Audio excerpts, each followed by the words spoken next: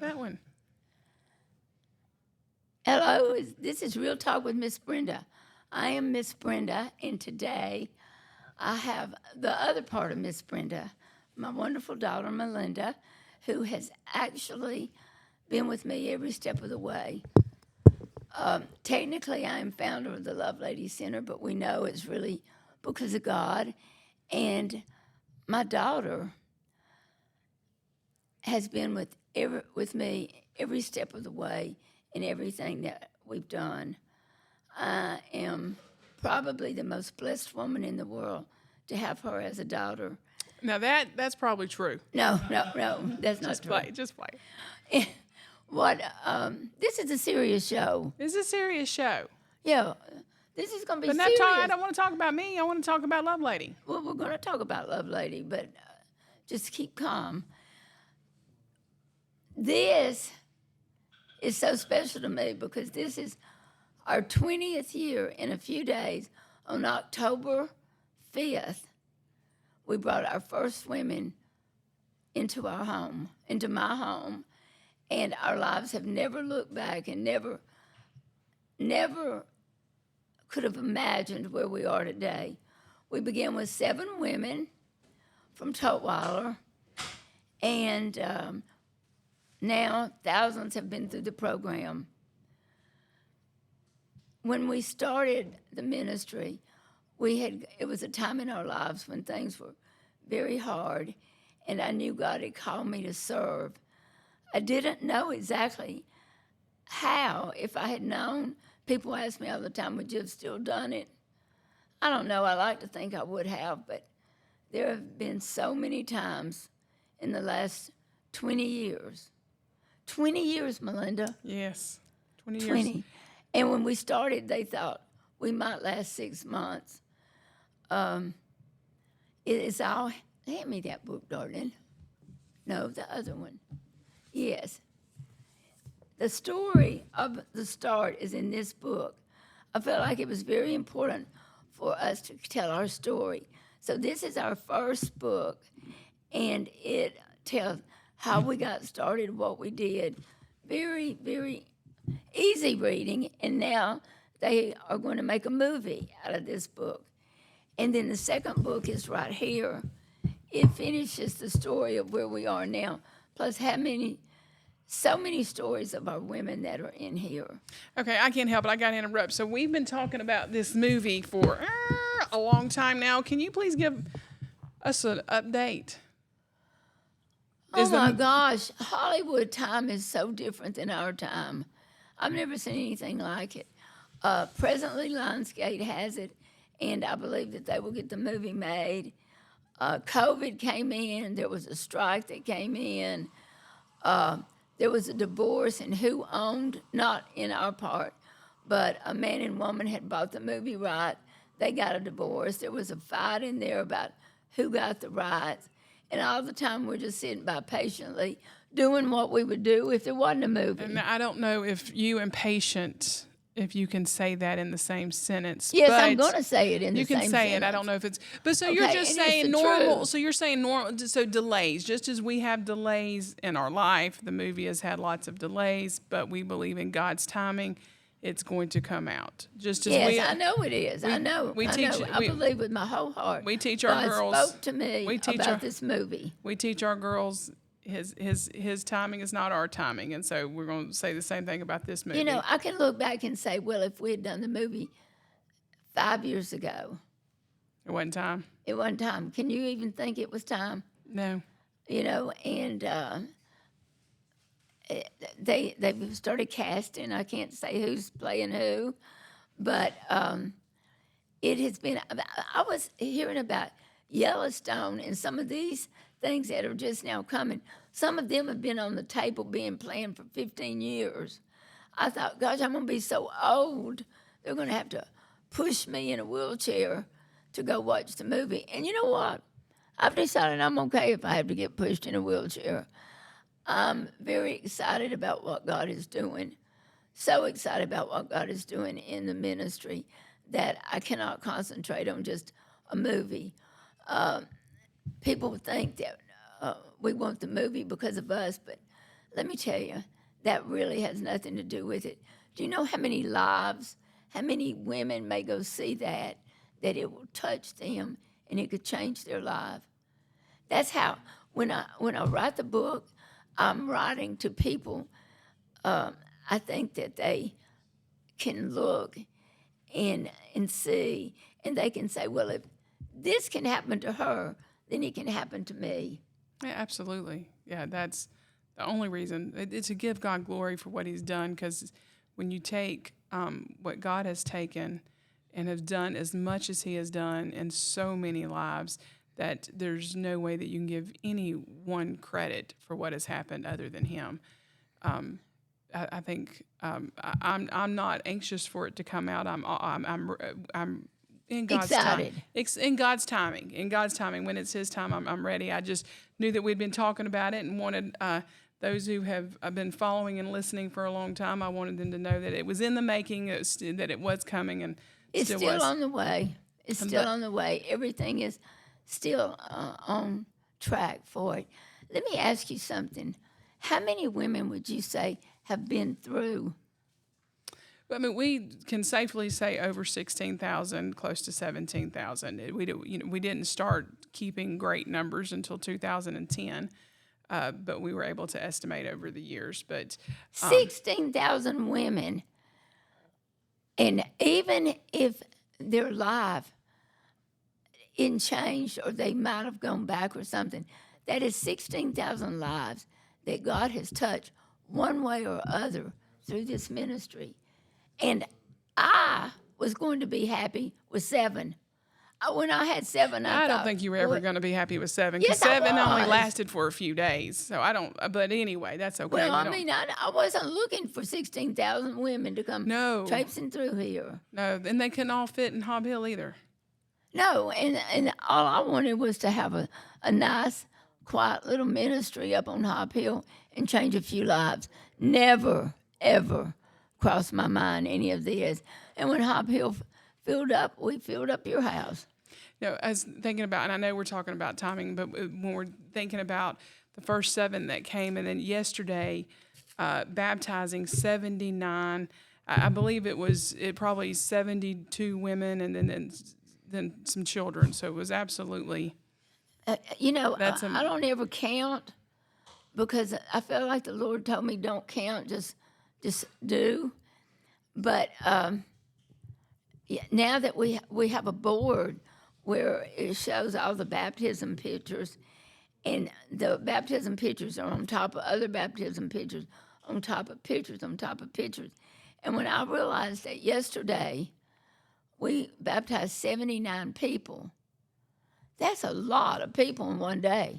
It was a lot of people, and each one. And I remember at one point being tired, and we'd been there for a while, and I was like, Lord, I mean, how long are we going to be doing this? And then I'm like, and then it's just like when I realized that every single life was, as some would get in with hope, some would get in, you could see remorse or brokenness, or you could see it getting into the baptism, and you could just see that they were legitly and for real surrendering their lives to Jesus. It was beautiful. I just remember about the 79th one, I was looking for the 80th. I didn't want it to end. It was beautiful. How it is. It was beautiful. I hurt my knee. I hurt my knee several weeks ago, and I'm really struggling with it. I have to have a brace on my knee right now, and I'm really struggling with it. And I know everybody was coming up to me and saying, "Is your knee all right? Is your knee all right?" And at one time I said, "My knee is fine." And they said, "Well, you've got a lot more." And I said, "You know what?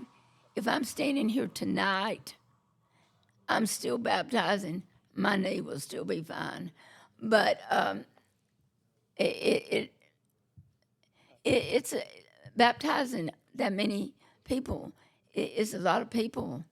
It's a lot of people. But when you look at each one of them in the face, when they get in there, and I was telling Melinda, we were telling this story yesterday. Years ago, we did not have a way to baptize, and I had asked a couple of churches, and they couldn't share it at that particular time. And years before that, I had bought a church, a portable baptism pool. And these baptistries, you walk in and you go, and then you walk out. But ours is the old-fashioned kind.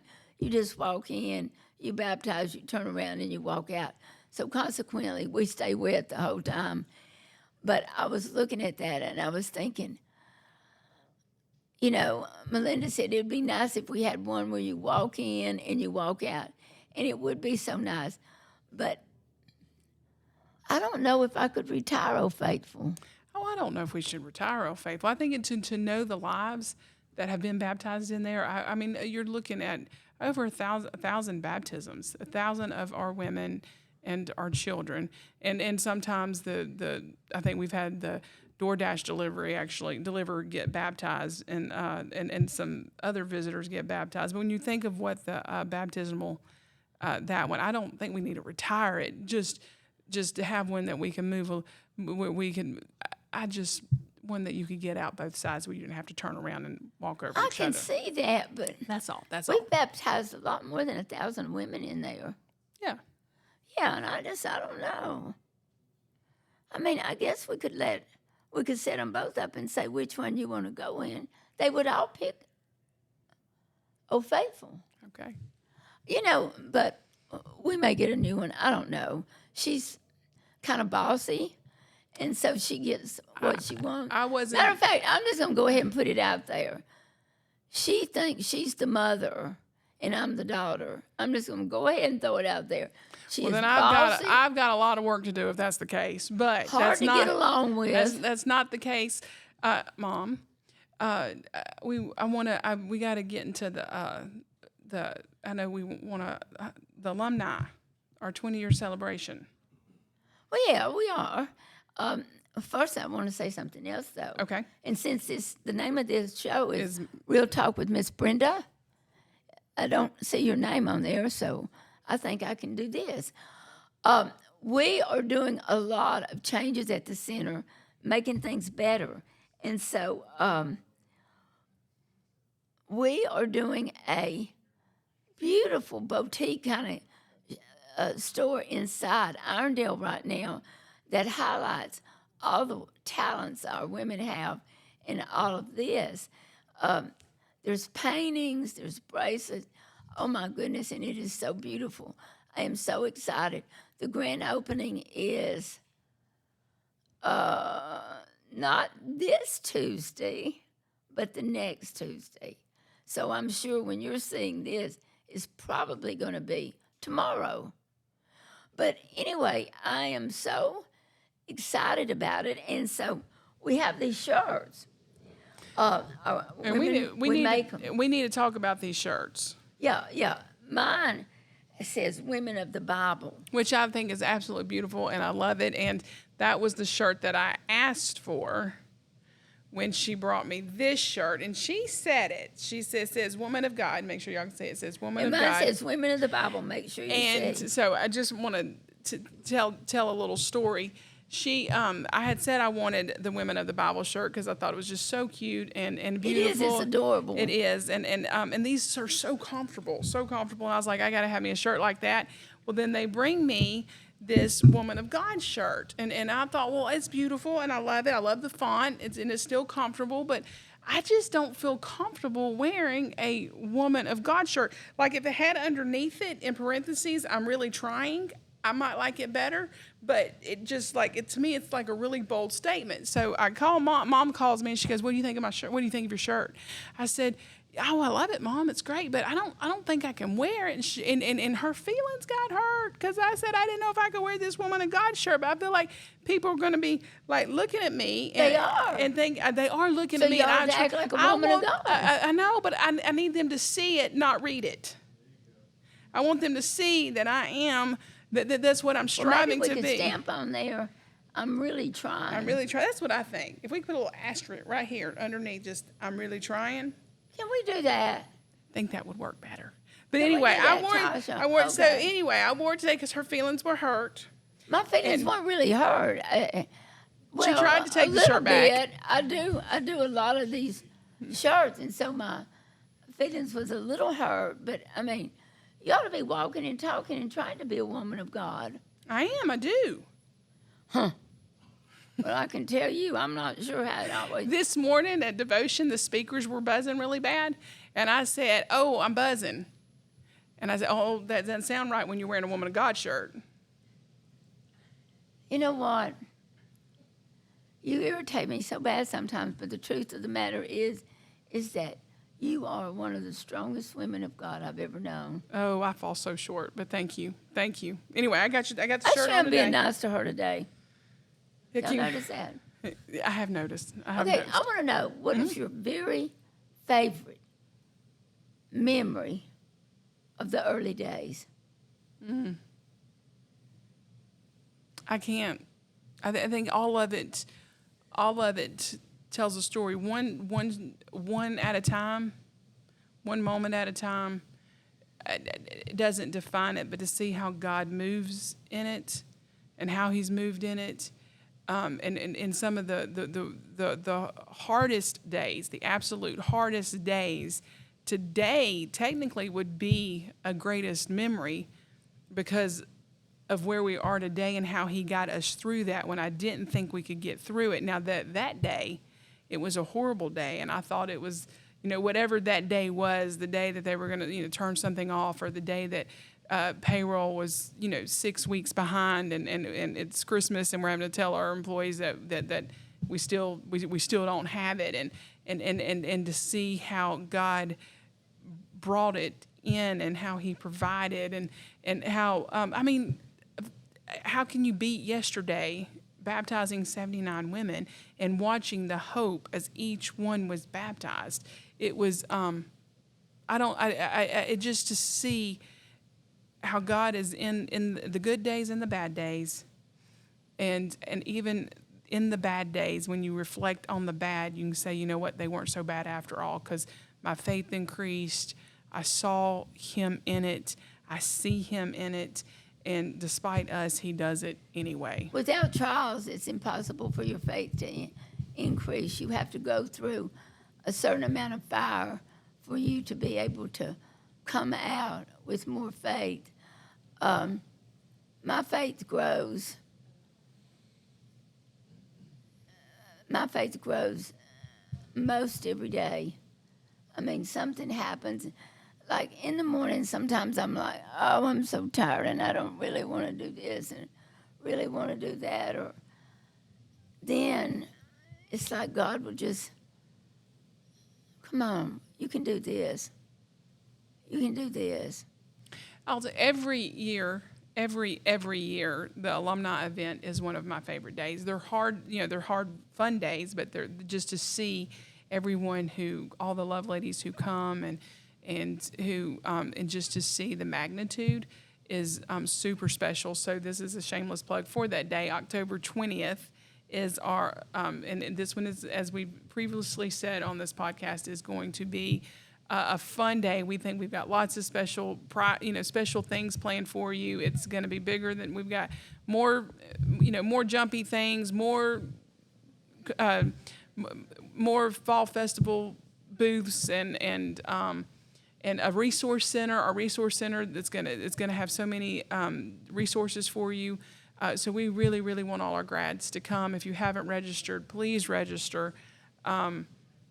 It's going to be a super, super great time. Please come. It's celebrating 20 years. 20 years for ministry. And that is a good milestone, isn't it? She has us doing something that, I mean, y'all come on. You don't want to miss it. I'm like, I cannot believe she's talking me into it. We can't tell them. We can't tell them. They're going to have to come. Y'all going to have to come. Tell. But I love to tell secrets. She does. She does. We're not secret telling today. Not secret telling today. All right, I guess I'll leave it alone, but they can come and see it. Listen, I want you there. I really do. So much you can't believe it. It hurts my heart to think that you might miss this day because you'll get to see. To be honest with you, I'll get to see you, and that's what I'm really after. But you'll get to see me too. And Melinda, and the fun things, and where we are today. And I hope it's a beautiful day at that park. Most of the time it is just so pretty. And the leaves are kind of turning, and we got pumpkins out there for the kids, face painting. I'm watching our staff get ready for it. I can't we don't want you to miss it. And you will be sorry that you don't come after you hear how great it is that you didn't get. And goodies, we've got you a goodie bag. Can I tell them? You can tell them. Oh, I can tell one secret. Okay, I'm so excited. In your goodie bag is going to be our second book. And then if you hadn't read the first, it'll be available for a small price. But we are giving you number 2. And that's a big deal because these books sell for a lot on Amazon. And not too much Amazon. We're very thankful to you. But this is that's worth it right there. Because then, who knows, you may even be in it. I think about the first baptism that hit me so hard yesterday. That's one of my favorite memories. When we borrowed the baptistry and we got it over there, and we thought it was a lot. There were 4 girls or 5 that were going to be baptized. And if you're one of those girls, let me just tell you, that's always in my memory. Nobody was there except Melinda and me, because in the early days, it was me and Melinda and Shay. And so what happened is that when we got the baptistry and we borrowed it, we didn't borrow the steps. We didn't have a way of getting in. And after I realized that, I thought, oh my gosh, we can't do this. And so I said, well, we can't do it. And we don't have a step. And this lady said, but my mama's coming. I said, oh, okay, well, mama's coming, we'll baptize you, but I hope nobody gets hurt trying to climb in and out of this thing. So we filled it up to the brim. I mean, boy, we got that thing so full. And when the first lady started climbing in and splashing, and she sat down, all the water came out and hit us. And I mean, like, it was cold, you remember? And it was already turning cold that night. And I'm like, oh my God, now I'm soaking wet. And now I've got to stand here and baptize, and I'm tired, and I'm hungry, and I don't want to do this, Lord. I don't want to do it. And now I've done that. Somebody's going to get hurt. But we went ahead and we baptized and got soaking wet. And, you know, it's like you could feel the Spirit of the Lord that night as much as I've ever felt him. And I'm standing there, and I'm so torn because I know we're doing the right thing, but it was cold and kind of miserable, and I am human and am a complainer. So that's enough, Melinda. Okay, go ahead. Go ahead. Just I agree would have been I'm ready for the sufficient. good. I'm ready for the good part. You're cold. So, you're hungry. You're wet. I got you. I said, well, if nobody else wants to be baptized, that's it for tonight. I'll dismiss us. And in the back, this lady's kind of sang a cappella. Yeah, a cappella. Yeah. And she started singing, I have decided to follow Jesus. And she came up to get baptized. And my goodness, she sounded so good. And then several more women joined in and said, I have decided to follow Jesus. And they were singing. And it's like the Spirit of God was just putting them in. Nobody got hurt, putting them in that. And it was the most unique experience I've ever had. I love that. So, and I think that has stuck with me. And I think that's like the point is that he is so faithful, and that like on a night where it's later, we have our plan. We love to make our plans, and we love to think that this is how it's going to go. And then when it starts to sway, then we're ready to give up and get defeated. But in the midst of it being a mess, an absolute mess, we didn't have the stairs. We didn't know what we were doing. We filled it up too much, and then and then like the Lord's Spirit is still faithful, and I think He just loves. I think that's one reason that the center has been successful, not at our failures, but at His faithfulness. And His faithfulness has covered a multitude of our mistakes.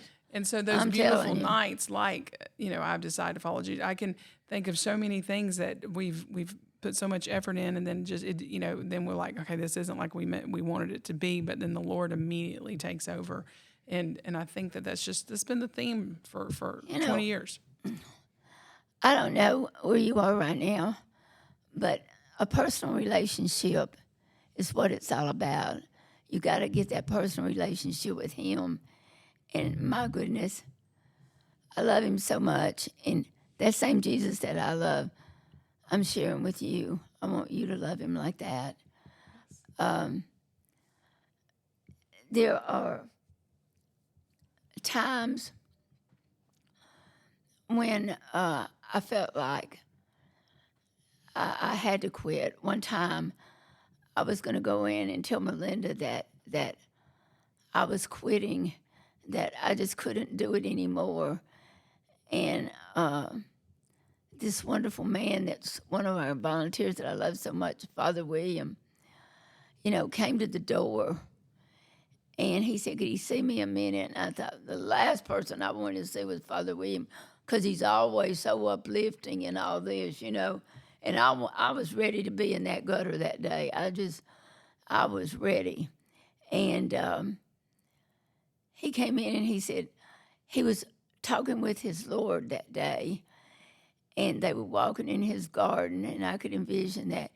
And he said, and let me tell you, he said, I believe that the Lord showed me if he was talking with someone and walking this earth today, it would be you in these halls with these women. And I just kind of sat there. Well, I don't know about you, but if Jesus is going to be showing up, I want to be there. So I decided, well, I wasn't going to quit that day. And I don't think you've ever thought about quitting. Quitting, no. But are there days where I want to hide? Yes. Well, I'm not a hider. I'm a quitter. No, I'm not really a quitter. You're not a quitter. You're not a quitter. I am not a quitter. I think the Lord will put us, for us, he's put us, there comes a point where you're so far in. Yeah, you can't. It'd be harder to get out. That's what I was thinking that day. I could get a bus to come pick them all up and take them somewhere. And, and then can you imagine looking at them and saying, I quit and I'm sending you back to Tutwiler or the court or something like that? Ladies, you don't know. You don't know what a responsibility it feels like. But let me tell you, I give it to the Lord. When it gets more than I can handle, I'll just say, Lord, it's on your shoulders today, not mine, but yours. Every day. It seems like a lot of my favorite memories are around baptism. Maybe it was because yesterday was baptism. But do you remember when we baptized in the Gulf? Yeah, I was not there. I was at the center. But yeah. She wasn't there. Oh, well, missed a good one. Somebody had to stay and take care of the center while you were baptizing in the Gulf. That was me. Oh, see how she has to make me sound. Yeah. Yeah. Yeah, well, Shay had it in her head she had to be baptized in the Gulf. She kept calling it the ocean. I said, Shay. She said, no, I've got to be baptized in the ocean. Got to. I said, oh. Well, we're going down there, and so all she could talk about is getting baptized in the ocean. So we get down there, and we had taken them on a trip, and it was a great trip.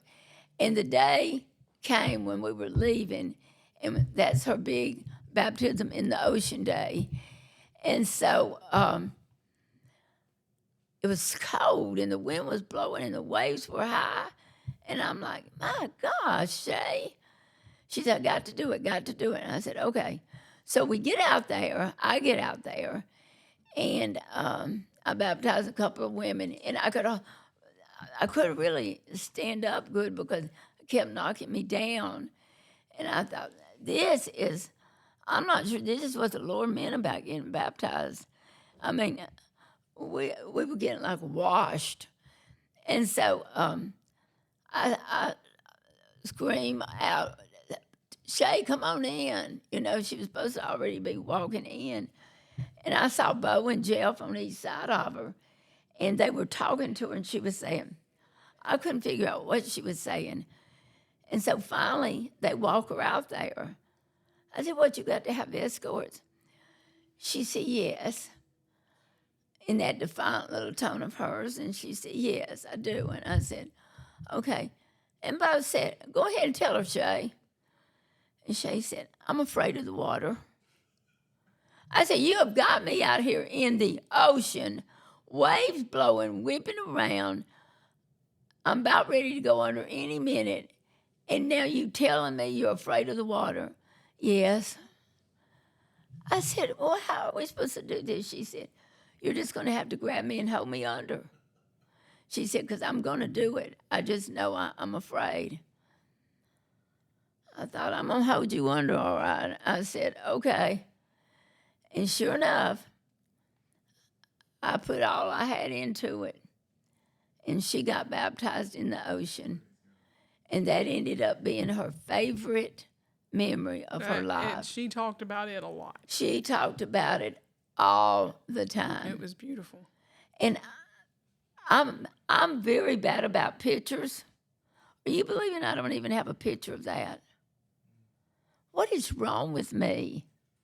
I think there was a picture taken, but Shay didn't like it, and I think it got Well, her legs were up in there and everything else. yeah, and then it was funny. Her description of the picture, but I know that the memory was embedded in her heart forever. So it was, I missed it, but it was definitely a trip worth.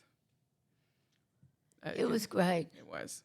So many wonderful memories. You baptized several that day. Yeah. Yeah. But I wonder who else was baptized that day. I would love if you were baptized that day that she's speaking of in the Gulf. I believe it was probably 2006. I believe it was probably 2006. If you have that picture, Any picture. any pictures of Shay, I would love to see them. There's some of her in this new book, but not as many. I would love to see. Shay, Melinda, and I were a very unlikely trio. I was the visionary. Melinda runs circles, admin around me. Well, and Shay was just streetwise.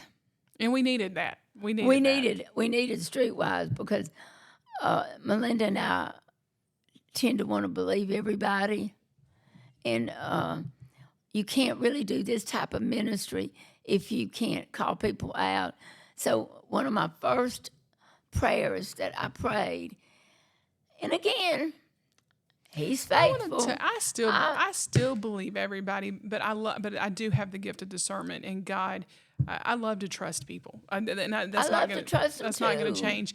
But God gives discernment, and we can love you, and I love how the Lord gives us the ability to love them through the deception. That's what most of you.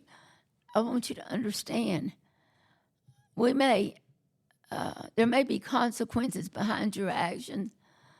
But the truth of the matter is, in a month, I'll forget all about it. I mean, I want to trust you and I love you. But one of the first things that I prayed about is, Lord, give us discernment. Give us the ability to know who's doing what and who's saying what. And you know what? He has. So much discernment. I can pretty well tell a lie from the truth. God has really, in spite of, this is what is so remarkable, in spite of our weaknesses, He just raises right up and keeps things in the middle of the road for us. He does. And I know that He does that because of His love for the people that He has brought to us. I tell the girls all the time that to go to the extreme in the provision that God has done to make the Lovelady Center possible, I know it's because of His love for those who come to the center.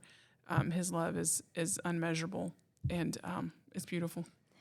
One of the questions that I'm asked all the time, and I'm sure you are too, is why, with seemingly normal people, normal's overrated. Go ahead. What would make us just do what we do?